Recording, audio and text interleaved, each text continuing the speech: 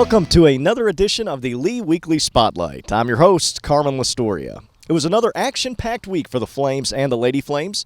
This week we begin with women's soccer. The Lady Flames rebounded this week with two big conference victories. On Friday, Lee traveled to Carrollton to square off with West Georgia. The Lady Flames and Wolves battled scoreless until the 87th minute when Morgan Sandifer struck for her first goal of the season to give the Lady Flames a 1-0 victory. Chris Hennessy's club came right back and defeated Valdosta State 4-1 right here on the Lee soccer field Sunday afternoon. The Lady Flames got 2 goals from senior Laura Thacker in addition to goals from Mia Hollingsworth and Kinsey Chickowitz. We had a chance to speak with Coach Hennessy after Sunday's victory. And Coach, this was the type of performance you've been waiting for out of your team. Crisp from start to finish, tied 1-1 at the half, and then after the penalty kick by Laura, you guys really seemed to get going, score 3 goals in the second half. Talk about your team's performance today. I mean, it was very good. We had a great second half against West Georgia on Friday night, and we really challenged ourselves to pick up the momentum from there. We haven't played a complete 90 minutes as a team yet, and we've still been figuring out formationally what's best for us, how do we become more dangerous, and I think we're kind of finding our rhythm and our identity, but we played with pace and purpose today, and the nice thing was, after a very tough start to the season, the players are playing with smiles on their face and continuing to enjoy it, and with that enthusiasm and intensity, it was starting to show out on the field now. And senior Laura Thacker, of course, getting a few stitches after Friday's game. She's a tough competitor. She comes back out today, took one off the face early today on the other side of her face, but then gets, as I mentioned, the PK, and then, her signature, the header there late in the second half. Talk about her performance today. I mean, Laura, I say she plays like a man, which is not offensive to her. She's an absolute beast and provides us with so much experience, and we're quite a small team in terms of height, and she gives us that ability to be dangerous in the air, and also when we're defending corners and set pieces. But she's just a great player, and she's one of our captains. Her and Kinsey have done a fantastic job leading the team, and I'm very proud of her today because she wasn't feeling great. I think she was still a little groggy, especially after getting hit in the head with the ball again, but she battled through, and I was pleased for her to get a couple of goals today. Well done today, Coach. Great performance. Thank you very much. Appreciate it. The Lady Flames moved to 3-3-2 on the year. They are now 2-1 in the Gulf South Conference. Moving to the Lee volleyball team, the Lady Flames opened up the home portion of the Gulf South Conference schedule with a pair of tough matchups against number 20 West Florida and Valdosta State.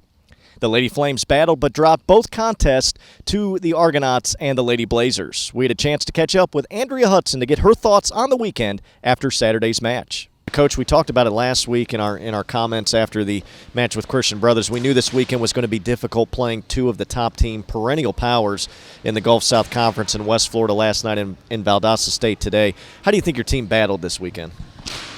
I think we played a little better last night. I think today we had more of an opportunity to really at least take a set maybe from Valdosta State and possibly 2, because they are a very strong team. They've got some seasoned seniors on their team and juniors. So I think today, if you go back and look statistically, unfortunately, we are defeating ourselves in these matches right here, and that's kind of hard to handle as a coach. Now, I thought today we saw Erin Hill, who's been battling some injuries, thought she played really well in the time that she was able to come onto the court. Can you give us an update on kind of where she is and what your thoughts are on her play today? Well, she's actually battling a labrum issue right now that is probably would need surgery, but we've been trying to kind of help her, see if we can use her at some point throughout the season, and we thought she was going to be ready yesterday and wasn't. She came in today and did, got kind of sparked the team a little bit, but after a while, the opposing team saw what her strengths were, and they kind of started blocking her as well. So. Again, I think our girls are, we've played some really tough competition, and I think it's helping us to grow a little bit, and I hope that we can rebound from this and have some good wins next week. Yeah, next week you'll be on the road, and anytime you play on the road in the Gulf South Conference, it's difficult, but what are your expectations as you guys head on that road trip next weekend? We have West Georgia and West Alabama. We've seen them on video, both of them. I think that we have an opportunity to play them well and hopefully come away with some wins. I know it is tough on the road, but they I think we have an opportunity. We've played some really tough schools to start off the conference. So, but every school, when you go on the road, they're all tough. So hopefully the girls will step up. Lady Flames will look to get back in the win column as they travel to West Georgia next Friday. Freshman outside hitter Sylvia Sartori was named the Gulf South Conference Freshman of the Week. The freshman from Belgrade, Serbia had a double-double in all 3 matches last week for the Lady Flames.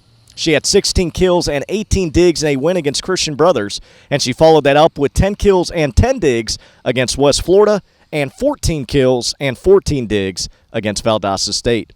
Sartori leads the team with 114 kills and 18 service aces in 35 sets played this season. Let's take a look now at the updated Gulf South Conference volleyball and women's soccer standings.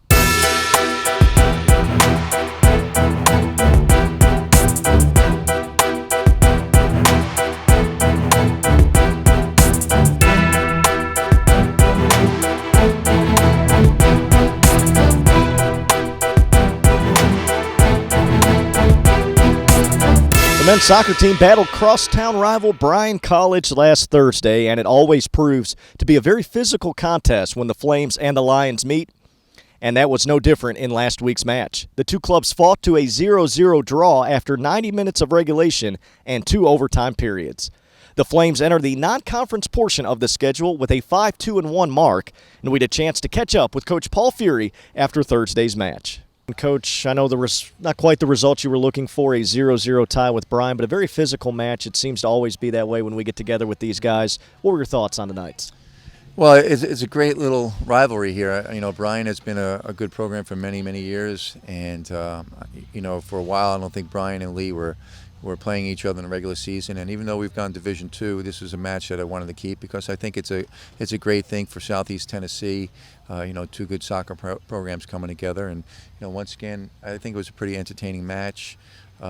Certainly I felt like we had some good chances that we could have taken advantage of, but they played hard with a lot of spirit, and they were out to get their crosstown rival. So not the result we wanted, but we could build on this and get ready for our conference play next week.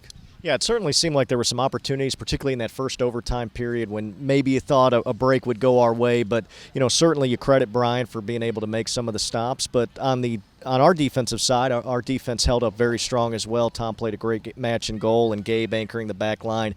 What were your thoughts on the defensive effort tonight? Yeah, once again, to get a shutout, that's something that the defense and the goalkeeper is always looking to do in a match, and so there's some pride that comes with that, and our guys did a good job, but I think also one of the things that help us with that is that we're a team that I feel does keep the ball pretty well, and we were really pressing, we kept it and had possession, and they were pretty good on their counterattacks, but short of that, I felt like we did a good job of creating some chances for us. But when it got to the final third, either we broke down a little bit, or just to their credit, they threw their bodies in front and denied a good shot or a good cross. So it was a tough match, good match.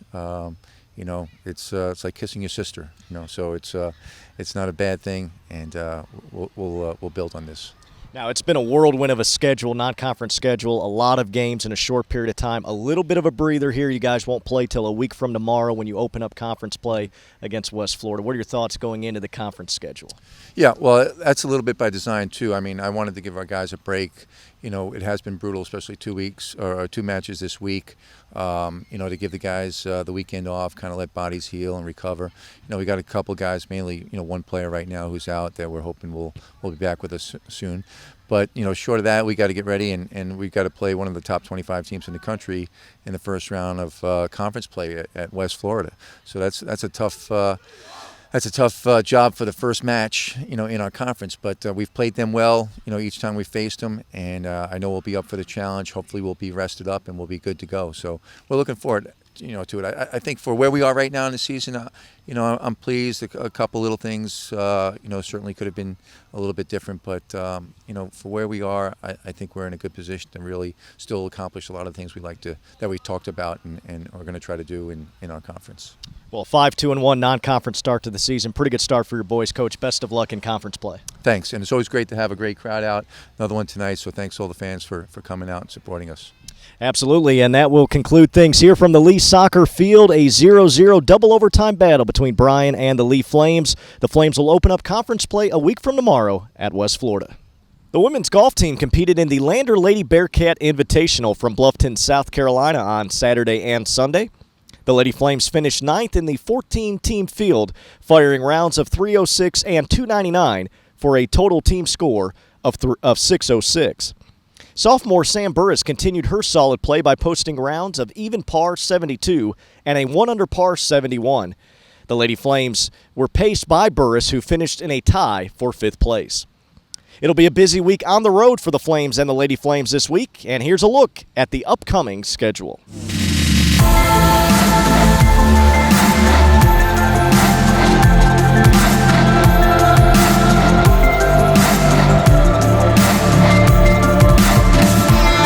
Fans, make sure to stay up to date with all things Lee Athletics. Check us out on the newly redesigned GoLeeFlames.com.